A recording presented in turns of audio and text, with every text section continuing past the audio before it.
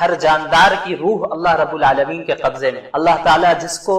روح دینا چاہتا ہے اسے روح دیتا ہے، اور جس روح قبض کرنا چاہتا ہے اس کی روح اللہ تعالیٰ قبض کر لیتا ہے. یعنی جسے زندہ رکھنا چاہتا ہے اسے اللہ ہی ہے وہ ذات جو زندہ رکھتا ہے، رکھنے والی ذات اللہ کی ہے، اور اللہ ہی کی وہ ذات ہے جو کسی کو موت دیتی. اسی طرح ایک انسان جب نیند کی حالت میں ہوتا ہے تب بھی ایک اعتبار سے اللہ تعالیٰ اس کی روح کو قبض کر دیتا ہے، اور پھر جب اسے بیدار کروانا ہوتا ہے تو اللہ اس کی روح کو واپس بھیج دیتا ہے. بہت سے ایسے ہوتے ہیں کہ نیند کی حالت میں روح اللہ تعالیٰ واپس نہیں کرتا، لہٰذا ان کی موت ہو جاتی ہے. آیت نمبر 53 میں یہ ایک ایسی آیت ہے جو اللہ رب العالمین کی رحمت کی طرف میں اشارہ کیا گیا اور بتایا گیا کہ اللہ کی رحمت بہت وسیع، یعنی ہر گنہگار کے لیے اس میں اللہ رب العالمین کی رحمت سے یہ پیغام ہے ہر گنہگار کے لیے کہ وہ اللہ کی رحمت سے مایوس نہ ہو، چاہے کتنا بھی بڑا اس نے گناہ کر لیا. قل یا عبادی الذین اسرفوا علی انفسہم لا تقنطوا من رحمت اللہ، آپ میرے بندوں سے کہہ دیجئے، ان بندوں سے جنہوں نے اپنی جانوں کے اوپر گناہ کر کر کے ظلم کیا، لا تقنطوا من رحمت اللہ، اللہ کی رحمت سے مایوس نہ ہونا. ان اللہ یغفر الذنوب جميعا، اللہ تعالیٰ تمام گناہوں کو معاف کر دیتا ہے. انہ هو الغفور الرحیم، اور یقیناً اللہ تعالیٰ معاف کرنے والا اور رحم کرنے والا ہے. بعض لوگ ایسے تھے جب اللہ کے نبی صلی اللہ علیہ وسلم نے انہیں اسلام کی دعوت دی تو انہوں نے اسلام کو پسند کیا، لیکن اللہ کے رسول صلی اللہ علیہ وسلم سے سوال کیا کہ یا رسول اللہ یہ آپ کا دین تو بہت اچھا ہے لیکن ہم نے تو بہت سے گناہ کیے ہیں، کیا اس دین کو قبول کرنے کے بعد اللہ ہمارے گناہ کو معاف کرے گا، ہماری توبہ قبول ہوگی؟ یعنی جو زنا کیا ہے، ناحق چوری کی ہے، ناحق قتل کیا ہے، اور اس کے علاوہ جو ہے شراب پی ہے وغیرہ وغیرہ بڑے چھوٹے گناہ کیے، تو اللہ تعالیٰ نے اس آیت کا نزول فرمایا کہ جتنا بھی بڑا گناہ ہو، یہاں تک کہ کفر اور شرک ہی کیوں نہ ہو، اگر اس دنیا میں انسان نے توبہ کر لی تو اللہ معاف کر دے گا. موت آ گئی کفر اور شرک کی حالت میں تو کفر اور شرک اللہ معاف نہیں کرنے والا، اس کے علاوہ اللہ چاہے جس کے چاہے اس کے گناہوں کو معاف کر دے. لیکن اس دنیا میں اگر بندہ توبہ کر لیتا ہے تو چاہے کتنا ہی بڑا گناہ ہو، چاہے زنا ہو، چوری ہو، ناحق قتل ہو، یا شراب ہو، یا دیگر گناہ ہو، اللہ تعالیٰ اسے ضرور معاف کرے گا. ہاں جو لاز ہے اسلامی حکومت جو حدود نافذ کرے گی وہ الگ چیز ہے، لیکن یہاں مسئلہ توبہ کا ہے کہ ایک گنہگار بندہ اگر توبہ کر لیتا ہے سچے دل کے ساتھ، اخلاص کے ساتھ، اپنے گناہوں کو چھوڑ دیتا ہے، اسے ندامت بھی ہوتی ہے اور آئندہ کبھی نہیں کرنے کا اس وقت عزم کر لیتا ہے، ارادہ کر لیتا ہے، اللہ تمام گناہوں کو معاف کر دیتا ہے. اس کے بعد نفخ سور کا ذکر ہے، ونفخ فی الصور، کہ جب قیامت کے لیے سور کو پھونکا جائے گا تو فصعق من فی السماوات ومن فی الارض، زمین و آسمان میں جتنی مخلوقات ہوں گی سب گر جائیں گی، سب پر موت طاری ہوگی کیونکہ اب قیامت قائم ہوگی. تو حضرت جبریل، اسرافیل، میکائیل اور عزرائیل علیہ السلام ان کے علاوہ سب پر موت طاری ہوگی، پھر اللہ تعالیٰ ان پر بھی موت طاری کر دے گا. صرف اللہ کی ذات زندہ رہے گی جیسے ہمیشہ سے تھی اور ہمیشہ اللہ کی ذات زندہ رہے گی. اس کے بعد دوبارہ سور کو پھونکا جائے گا تو سب کے سب دوبارہ زندہ اٹھیں گے حشر و میدان حشر. اس کے بعد جنت والوں کا ذکر اور جہنم والوں کا ذکر ہے. وسیق الذین کفروا الی جہنم زمرا، جہنم والوں کو بھی کھینچ کر انہیں لایا جائے گا جہنم میں، اور جب وہ آئیں گے تو اس کے بعد ان کے لیے دروازہ کھولا جائے گا اور پھر جہنم میں پھینکا جائے گا اور پھر دروازہ بند کیا جائے گا. اور جو جنت والے ہوں گے وسیق الذین اتقوا ربهم الی الجنۃ زمرا، انہیں بھی جنت لے جایا جائے گا، جنت کے سامنے لے جایا جائے گا اور ان کے لیے دروازے کھلے ہوں گے پہلے سے. جہنم والوں کو جب جہنم میں لے جایا جائے گا تو دروازہ بند ہوگا، ان کے آنے کے بعد کھولا جائے گا. جنت والے جب جنت جا رہے ہوں گے تو ان کے لیے دروازے پہلے سے کھلے ہوں گے. یہی فرق ہوتا ہے مہمان خانے میں اور قید خانے میں. مجرموں کو جس طرح قید خانوں میں ڈالا جاتا ہے، جیلوں میں ڈالا جاتا ہے، تو وہ جب جاتے ہیں ان کے سامنے دروازہ کھولا جاتا ہے، پھر اندر بند کیا جاتا ہے، پھر جو ہے دروازہ بند کیا جاتا ہے، ادھر بھی انہیں انتظار کرنا ہوتا ہے. لیکن جو مہمان خانے ہوتے ہیں، گیسٹ ہاؤس ہوتا ہے، اور پھر مہمان کے استقبال جب کیا جاتا ہے تو باہر نکل کے استقبال کیا جاتا ہے. مہمان کے لیے پہلے سے دروازے کھلے ہوتے ہیں، اس لیے جنت والوں کے لیے بھی پہلے سے دروازے کھلے ہوں گے. اس کے بعد سورۃ المومن کی ابتدا ہوتی ہے. اس میں فرعون کی قوم کے ایک مومن کا ذکر ہے جس نے اپنے ایمان کو چھپایا ہوا تھا، لیکن پھر حضرت موسیٰ کا ڈیفنس کیا اور دفاع کیا، کھڑے ہو کر اس نے فرعون کے سامنے بات کی. تو اس مومن کی وجہ سے اس سورت کو سورۃ المومن کہا جاتا ہے کیونکہ اس سورت میں اس کا ذکر ہے. اچھا، یہ جو ہے حامیم سے جتنی صورتیں شروع ہوتی ہیں ان میں کی یہ پہلی صورت ہے. تقریباً جو ہے ایسی 7 صورتیں ہیں جو حامیم سے شروع، سورہ مومن، سورہ حامیم سجدہ، سورہ شورا، زخرف، دخان، جاثیہ، احقاف، یہ 7 صورتیں جو حامیم سے شروع تھیں. اور ان تمام صورتوں کو، حامیم والی صورتوں کو حوامیم بھی کہتے ہیں اور آل حامیم بھی کہتے ہیں. بہرحال یہ سورۃ المومن ہے. اس میں اللہ تعالیٰ نے پہلے اپنی صفات کا ذکر کیا. پہلے العزیز، العلیم، اللہ غالب ہے، علم والا ہے، غافر الذنب اللہ گناہوں کو معاف کرنے والا ہے، قابل التوب اللہ توبہ کو قبول کرنے والا ہے، شدید العقاب لیکن اللہ سخت سزا بھی دینے والا ہے، ذی الطول اللہ طاقت والا بھی ہے۔ اس کے بعد اس میں کفار کا ذکر ہے آیت نمبر 10 میں، ان الذین کفروا ینادون لمقت اللہ اکبر من مقتکم، جب جہنم والے جہنم میں جائیں گے تو اپنے آپ سے وہ بیزار ہو جائیں گے، اپنے آپ سے وہ نفرت کرنے لگیں گے کہ تم نے کیا کر دیا، تم نے دنیا میں کفر کیا، شرک کیا، تم نے توبہ نہیں کی، اللہ کے رسول کا راستہ اختیار نہیں۔ تو ان سے کہا جائے گا کہ جس طرح تم آج بیزاری اپنے آپ سے اختیار کر رہے ہو، بیزار ہو رہے ہو، تم جب دنیا میں تمہارے سامنے توحید کی دعوت پیش کی جاتی تھی اور تم اس کا انکار کرتے تھے تو اللہ اس سے زیادہ بیزار ہوتا تھا تم سے۔ اس کے بعد کی تمنا کا ذکر آیت نمبر 11 میں، قالوا ربنا امتنا اثنتين واحييتنا اثنتين فاعترفنا بذنوبنا فهل الى خروج من سبيل، یا اللہ آپ نے ہمیں 2 بار موت دی، 2 بار زندگی دی، ہم نے اپنے گناہوں کو تسلیم کر لیا ہے، تو کیا اب نکلنے کا کوئی راستہ ہے؟ تو ان سے کہا جائے گا ہرگز نہیں، اب نکلنے کا کوئی راستہ نہیں ہے، تم کفر اور شرک میں تمہاری موت ہوئی، اب ہمیشہ ہمیں جنم میں رہنا ہے۔ 2 بار موت کا کیا مطلب ہے؟ انسان اس دنیا میں پیدائش سے پہلے وہ تھا ہی نہیں، وہ موت ہے، اور دوسری موت کون سی ہے؟ جب اس دنیا میں وہ پیدا ہونے کے بعد مرتا ہے تو وہ دوسری موت ہے۔ 2 زندگی کون سی ہے؟ اس دنیا میں جب پیدا ہوتا ہے تو یہ پہلی زندگی میں، اور دوسری زندگی آخرت میں دوبارہ اسے اٹھایا جائے گا، زندہ کیا جائے گا، وہ دوسری۔ پھر حضرت موسیٰ کا ذکر شروع ہوتا ہے آیت نمبر 23 سے، وَلَقَدْ أَرْسَلْنَا مُوسَىٰ بِآيَاتِنَا وَسُلْطَانٍ مُبِينٍ، اللہ تعالیٰ نے حضرت موسیٰ کو کھلی ہوئی نشانیوں کے ساتھ حضرت موسیٰ کو بھیجا فرعون کے پاس، ہارون کے پاس، قارون کے پاس کہ انہیں دعوت دے، لیکن ان سب نے ریجیکٹ کیا، اور فرعون نے یہ فیصلہ کیا کہ حضرت موسیٰ کے ماننے والے جتنے مرد ہیں ان کو قتل کیا جائے تاکہ ان کی نسل بھی نہ بڑھے اور ڈر سے وہ ایمان بھی نہ لائے، اور عورتوں کو چھوڑا جائے، ان کو لونڈیا بنا لیا جائے، ان سے خدمت لی جائے۔ آیت نمبر 28 میں ذکر ہے اس مومن شخص کا جس نے فرعون کے سامنے بات کی کہ وقال رجل مومن، فرعون چاہتا تھا کہ حضرت موسیٰ علیہ السلام کو علیہ باللہ قتل کر دے، تو فرعون کے ہی خاندان کا ایک شخص تھا جو ایمان لا چکا تھا حضرت موسیٰ پر، لیکن اس نے ایمان کو اپنے ایمان کو چھپایا ہوا تھا۔ وہ کھڑا ہوتا ہے اور وہ کہتا ہے کہ تم ایک ایسے شخص کو قتل کرنا چاہتے ہو، رجلا یقول ربی اللہ، صرف اس بنیاد پر کہ اس نے یہ کہا کہ میرا رب ایک اللہ ہے،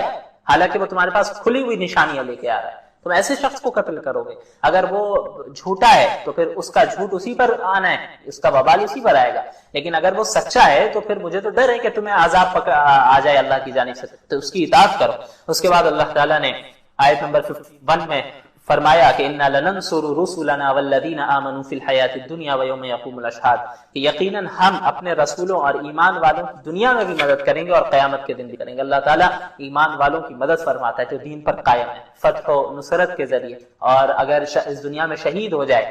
تو پھر اللہ تعالیٰ اسے بہترین اجر عطا کرتا ہے۔ تو ہر حال میں اس دنیا میں بھی اللہ کی مدد رہے گی اور آخرت میں بھی۔ اس کے بعد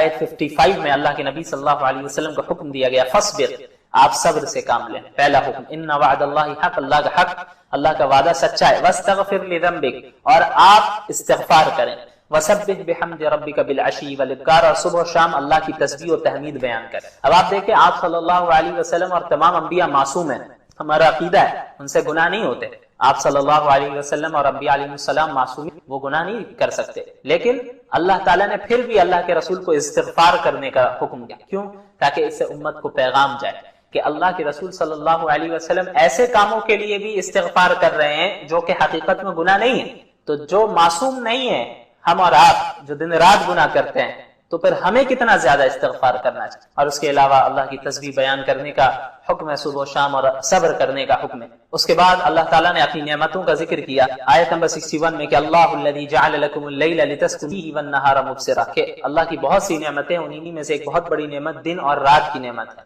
دن میں انسان جو ہے روزی روٹی تلاش کرتا ہے، رات میں تھکا ہارا ہوتا ہے تو آرام کرتا ہے۔ اس کے علاوہ آیت نمبر 78 میں اللہ تعالیٰ نے اپنے علم غیب کا ذکر کیا، وَلَقَدْ أَرْسَلْنَا رُسُلًا مِّن قَبْلِكَ مِنْهُمْ مَنْ قَصَصْنَا عَلَيْكَ وَمِنْهُمْ مَنْ لَمْ نَقْصُصْ عَلَيْكَ، کہ ہم نے آپ سے پہلے بھی بہت سے رسولوں کو بھیجا جن میں سے بہت سوں کے متعلق ہم نے آپ کو واقعات بتا دیے، اور بہت سے ایسے رسول انبیاء ہیں جن کے متعلق ہم نے آپ کو خبر نہیں دی، آپ کو واقعہ نہیں بتایا۔ معلوم ہو آپ صلی اللہ علیہ وسلم کے پاس بھی علم غیب نہیں تھا، علم غیب صرف اللہ رب العالمین ہی کے پاس تھا۔ اور پھر ان قوموں کا ذکر ہے کہ یہ جو ہے مشرکین کا ذکر ہے کہ وہ فرمائشی معجزات کا مطالبہ کیا کرتے تھے، ایمان نہیں لاتے تھے، اور جو ہے اللہ رب العالمین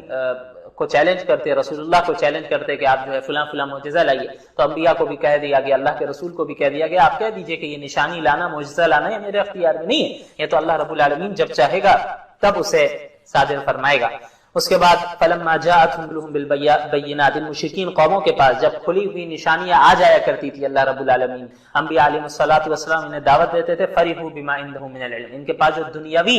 علم ہوتا تھا، ان کے پاس جو دنیاوی فن ہوتا تھا، علم و فن ہوتا تھا، علم و ہنر تھا، اس پر وہ اترانے لگتے تھے کہ بھئی ہمارے پاس تو فلاں علم ہے، ہمیں تو یہ فن آتا ہے، یہ بتائیں گے انبیاء ہمیں کیا کرنا ہے کیا نہیں۔ آج بھی ایسے لوگ ہیں، آج بھی ایسے لوگ ہیں کہ کہتے ہیں کہ بھئی یہ علماء، یہ مولوی صاحب ہمیں بتائیں گے کہ ہمیں زندگی کیسی گزارنی ہے، ہم نے تو یہ علم سیکھا ہے، ہم تو اتنے ایجوکیٹڈ ہیں، ہمارے پاس تو یہ، ہمارے پاس تو وہ ہے، ہمیں ان کی ضرورت نہیں ہے۔ اس طرح ہر زمانے میں رہے، انبیاء کا مذاق اڑائے، علماء کا مذاق اڑائے، اہل علم کا مذاق اڑائے۔ اللہ نے فرمایا فحاق بهم ما كانوا به يستهزئون، چیز کا وہ مذاق اڑاتے تھے اسی چیز نے انہیں گھیر لیا، اللہ کے عذاب کا مذاق اڑاتے تھے، اللہ کو چیلنج کرتے تھے، پھر ان پر عذاب آیا، اور جب عذاب آنے لگا تو عذاب دیکھنے کے بعد توبہ کرنے لگے کہ بھئی اب ہم ایمان لاتے ہیں۔ تو اللہ نے فرمایا کہ آج عذاب دیکھنے کے بعد اب کوئی جو ہے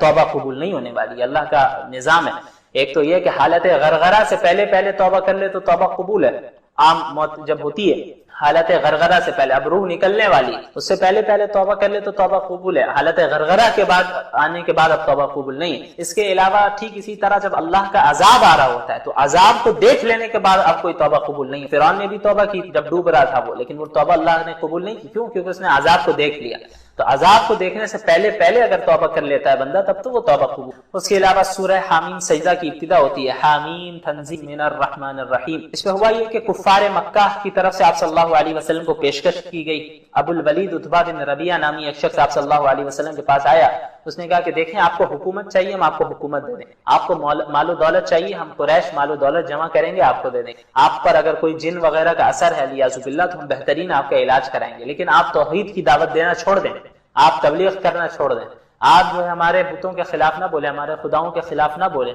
تو آپ صلی اللہ علیہ وسلم نے حامیم سجدہ کی تلاوت کرنا شروع۔ اب یہ جو تھا ابو الولید عتبہ بن ربیعہ، یہ تو بالکل اس کی تو حالت ٹائٹ ہو گئی کہ اس نے ایسا کلام کبھی نہیں سنا تھا۔ آپ صلی اللہ علیہ وسلم جیسے پڑھتے گئے یہاں تک کہ اس آیت تک پہنچے فَإِنْ أَعْرَضُوا فَقُلْ أَنذَرْتُكُمْ صَاعِقَةً مِثْلَ صَاعِقَةِ عَادٍ وَثَمُودَ، کہ اگر یہ لوگ اعراض کرتے ہیں، اگنور کرتے ہیں، تو آپ کہہ دیجئے کہ ہم اس طرح کے عذاب سے تمہیں ڈراتے ہیں جو عاد اور سمود پر آئے۔ اس آیت پر پہنچے آپ صلی اللہ علیہ وسلم، ابو الولید نے اللہ کے نبی صلی اللہ علیہ وسلم کے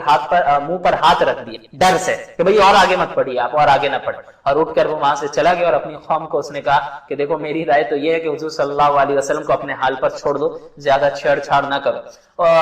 اس کے بعد آیت نمبر 15 میں بھی اب عاد اور ثمود وغیرہ کا ذکر ہے کہ جو اللہ کے رسول صلی اللہ علیہ وسلم جو بھی بھیجے گئے ان کے زمانے میں انبیاء علیہ الصلوۃ والسلام ان کو کہا کرتے تھے کہ بھئی من اشد منا قوہ، ہم سے زیادہ طاقتور کون ہے؟ ہم زیادہ طاقتور ہیں، ہمارے پاس مال ہے، دولت ہے، ہم اتنے باڈی بلڈر ہیں، ہم ہٹے کٹے ہیں، یہ ساری چیزیں۔ اللہ نے فرمایا کہ یہ ساری چیزیں الم یعلم ان اللہ هو اشد منهم قوہ، کہ جانتے نہیں کہ اللہ ان سے زیادہ طاقتور ہے۔ تو اللہ تعالیٰ نے انہیں کس طرح ہلاک کر دیا، اوندے منہ پڑے رہے، نہیں بچ سکے، اللہ کا مقابلہ کرنے چلے۔ تو آج سمود وغیرہ کے واقعات یاد دلا کر مشرکین مکہ اور تمام انسانیت کو بتایا گیا دیکھو اللہ کو چیلنج نہ کرنا، اللہ سے مقابلہ نہ کرنا، اللہ ایسے ہی ہلاک کر دے گا جس طرح عاد اور سمود کو اس نے ہلاک کیا تھا۔ تو اللہ کی اطاعت کرنے میں، فرما برداری کرنے میں ہی کامیاب۔ اس کے بعد آیت 19 اور 20 میں وَيَوْمَ يُحْشَرُ أَعْدَاءُ اللَّهِ إِلَى النَّارِ، کچھ کفار ایسے تھے جو کہتے تھے بھائی ہم جو خلوت میں تنہائی میں گناہ کرتے ہیں اللہ کو کیسے معلوم، کوئی دیکھتا ہی نہیں ہمیں گناہ کرتے ہوئے۔ اللہ نے فرمایا کہ جس دن جو ہے اللہ کے دشمنوں کو جمع کیا جائے گا اس دن جو ہے ان کے کان، ان کی آنکھیں اور ان کی کھالیں ان کے خلاف گواہی دیں گی، اور کہیں گے اپنے جسم سے بھائی تم ہمارے خلاف کیوں گواہی دے رہے؟ ان کی یہی آنکھیں جن کا وہ غلط استعمال کرتے تھے، ان کے یہی کان جن کا وہ غلط استعمال کرتے تھے، ان کی یہی کھال یہ اسکن جس کا وہ غلط استعمال کرتے تھے، یہی ساری چیزیں ان کے خلاف گواہی دیں گی قیامت کے۔ تو اللہ تعالیٰ کے پاس سارا علم ہے، انسان جو جلوت میں گناہ کر رہا ہے، خلوت میں گناہ کر رہا ہے، تنہائی میں کر رہا ہے یا لوگوں کے سامنے کر رہا ہے، یہ سارا علم اللہ کے پاس موجود ہے۔ اس کے بعد اہل کفر کا بھی ذکر ہے کہ وہ کیا کرتے تھے لا تسمعوا لهذا القرآن، اس قرآن کو نہ سنا کرو۔ لوگوں سے کہا کرتے تھے کہ بھئی جب قرآن پڑھ کر کوئی سنا رہے ہو اللہ کے نبی یا صحابہ تو فوراً کان میں انگلیاں ڈال دو یا وہاں سے بھاگ جاؤ، چلے جاؤ، مت سنو ورنہ جادو ہو جائے گا، یہ ہو جائے گا۔ اس طرح لوگوں کو متنفر کرتے تھے، تو ان کے کی سزا کا ذکر ہے۔ اور اس کے بعد اہل ایمان کا ذکر ہے، ان الذين قالوا ربنا اللہ، وہ لوگ